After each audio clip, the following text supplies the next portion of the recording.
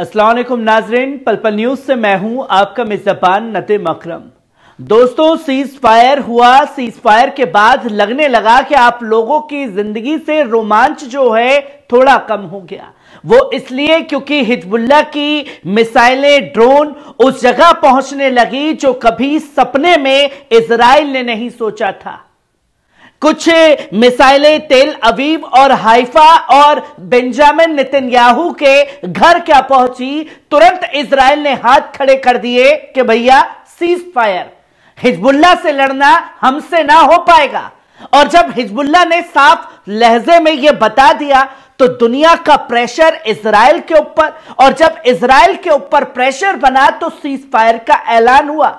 और अब दुनिया यह देख रही है कि हिजबुल्लाह कैसे वादे निभा रहा है और कैसे इजराइल इस सीज फायर के नियमों का उल्लंघन करता हुआ दिखाई दिया है।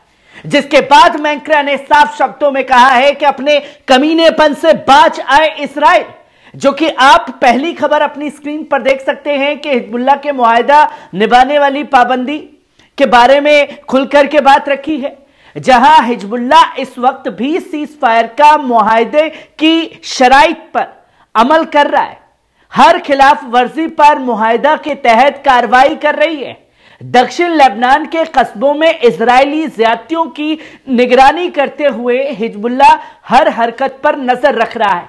हिजबुल्लाह के पास जवाब देने की मुकम्मल सलाहियत है, लेकिन वे सीज फायर के समझौते पर कायम है। अलमायदीन के नाम निगार ने बताया कि कब्जा फौज ने सरहदी गांव के मशरिकी इलाकों ने बढ़ की ओर हाल ही में घर पर लौट रहे एक परिवार को घेर लिया, लेकिन बाद में पीछे हट गई। इससे पहले इजरायली गाड़ियां मलकिया ठिकाने से गांव की तरफ बढ़ी। इसके अलावा बिंत जुबैल पर इजरायली फौज ने भारी फायरिंग की। मजादल जॉन में भी एक इजरायली ड्रोन हमले में खड़ी गाड़ी पर किया गया, जिसमें 3 लोग जख्मी हुए, जिनमें एक 7 साल का बच्चा भी शामिल है। इजरायली फौज ने अल खियाम पर भी शेलिंग की, जहां मशीन गनों की आवाजें सुनी गई हैं। तिब्ना के इलाकों में अल बेसरिया के दरमियान धमाके की आवाजें सुनाई दी हैं। वहीं बानी हयान के मरकबा के आसपास भी कई जगहों पर दुश्मन फौज ने मशीन गनों का इस्तेमाल किया।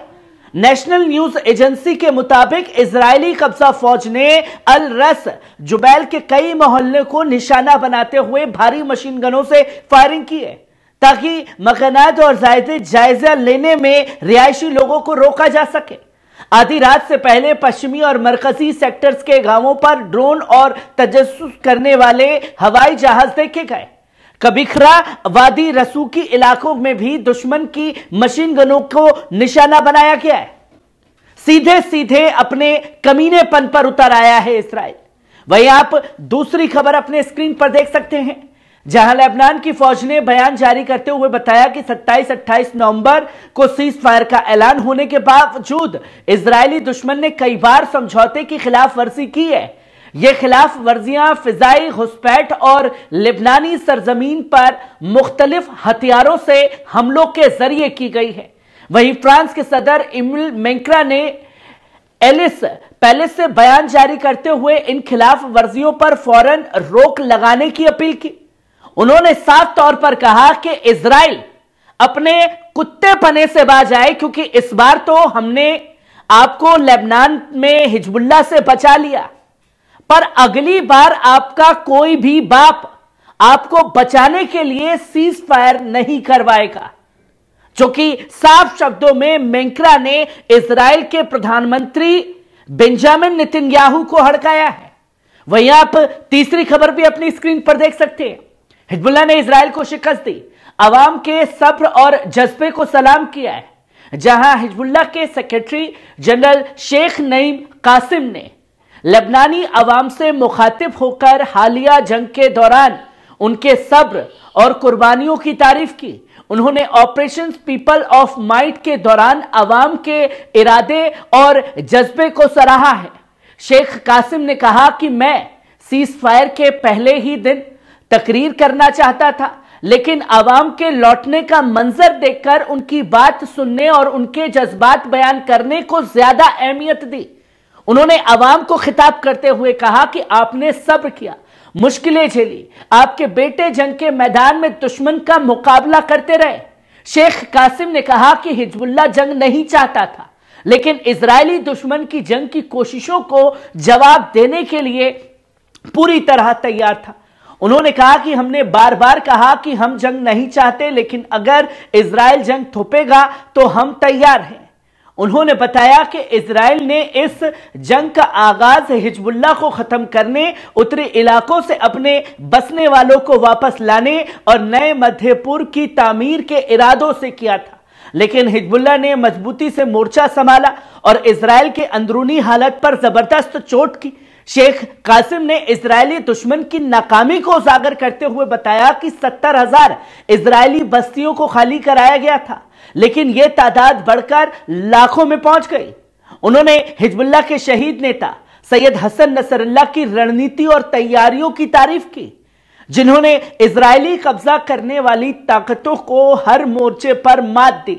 उन्होंने यह भी कहा कि इजराइल ने लेबनान के अंदरूनी मतभेदों और उनके मेजबानों के दरमियान टकराव की उम्मीद लगाई, लेकिन लेबनान के मुख्तलिफ फिरकों और सियासी ताकतों की यकजहती और ताउन ने इजराइल की साजिश को नाकाम कर दिया। वहीं शेख नईम कासिम ने कहा कि हिजबुल्लाह के जाबाज लड़ाकों की अफसानाए जाबाजी और कुर्बानी ने दुनिया को हैरत में डाल दिया और इजरायली फौज के दिलों में खौफ पैदा कर दिया, जिससे उनकी हिम्मत टूट गई। वहीं आप चौथी खबर भी अपनी स्क्रीन पर देख सकते हैं। सीज फायर के बावजूद हिजबुल्लाह ने दबाव को किया नाकाम। 25 नवंबर को लेबनान ने 1701 प्रस्ताव के आधार पर संभावित सीज फायर की खबरें सामने आई। हिजबुल्लाह ने वाजे किया कि वे लेबनान में कब्जा बढ़ाने या रेजिस्टेंस को बेहथियार करने जैसे किसी भी समझौते को हरगिज कबूल नहीं करेंगे। हालांकि एक खतरनाक गलतफहमी यह है कि गजा में नरसंहार और घेराबंदी को खत्म करने की वाजे शर्त के बिना सीज फायर को मंजूर करके हिजबुल्लाह ने उन लोगों का साथ छोड़ दिया जिनकी हिफाजत के लिए वे इस जंग में उतरा था। सीज फायर ने ऐलान करते हुए इजराइल ने लेबनानी अवाम और ढांचे पर बर्बर घेराबंदी को और तेज कर दिया, शायद अपने शर्तों को थोपने का दबाव बनाने की कोशिश में, लेकिन इजराइल नाकाम रहा। वे इस प्रस्ताव को बहाना बनाकर लेबनान में अपनी मंसूबाशुदा बफर जोन बनाने या अपनी फौजी नाकामियों की भरपाई नहीं कर सका। साफ तौर पर कहा जाए तो यह इजराइल की सबसे बड़ी और यादगार शिकस्तों में से एक साबित हुई है। हिजबुल्लाह ने यह यकीन दिलाया कि रेजिस्टेंस किसी भी दबाव के आगे झुकेगी नहीं। वहीं आप पांचवी खबर अपनी स्क्रीन पर देख सकते हैं। लेबनानी अवाम की वापसी पर जश्न का माहौल है। सीज फायर समझौते के बाद लेबनानी अवाम अपने दक्षिणी गांव और कस्बों में लौट रहे हैं। सरहद तक पहुंचकर रेजिस्टेंस के झंडों के साथ जश्न मना रहे हैं। वहीं दूसरी तरफ उत्तरी इजराइल के बसने वालों में खौफ और मायूसी छाई हुई है। इजरायली ब्रॉडकास्ट कान के मुताबिक जब लेबनानी लौटने वाले अपने जश्न के दौरान फायरिंग कर रहे थे, तब अवीविम और श्लोमी जैसे इलाकों में बाशिंदे वापस लौटने से कतरा रहे हैं। अवीविम के एक बसने वाले ने कहा कि हम वापस नहीं लौटेंगे। क्यों लौटे जब वो पहले ही लौट आए हैं? रिपोर्ट में बताया गया है कि लेबनानी अवाम की वापसी पर सुनाई देने वाली खुशी की आवाजें और अवीविम की मायूसी भरी खामोशी में जबरदस्त तजाद है। श्लोमी के एक बसने वाले ने कहा, यहां कोई वापस नहीं आया, सब डरे हुए हैं और किसी के पास लौटने की कोई वजह नहीं है। मैं यहां के कई लोगों से बात कर रहा हूं, लोग माशी तौर पर तबाह हो चुके हैं। ये कौन कह रहा है? उस देश की हुकूमत के बाशिंदे कह रहे हैं जो डंका पीट रहा था कि साहब हमने तो इस जंग में फतह हासिल कर ली है। 70% जो है हमने हिजबुल्लाह के हथियारों को नष्ट कर दिया है। मुझे याद आता है कि कुछ मुस्लिम सो कॉल्ड जो शुरू से कब्जा करा रहे थे लेबनान में, उन्होंने ये खबर दिखाई शुरू में कि पीछे हटा हिजबुल्लाह। हिजबुल्लाह ने अपने कदम पीछे खींचे, पर किसने कदम खींचे ये दुनिया देख रही है। और कैसे इस जंग में इजराइल को मुंह की खानी पड़ी है, यह तस्वीर भी लोगों के सामने है। इससे जुड़ी हर एक रिपोर्ट आप लोगों के साथ साझा करता रहूंगा। दीजिए इजाजत, शुक्रिया।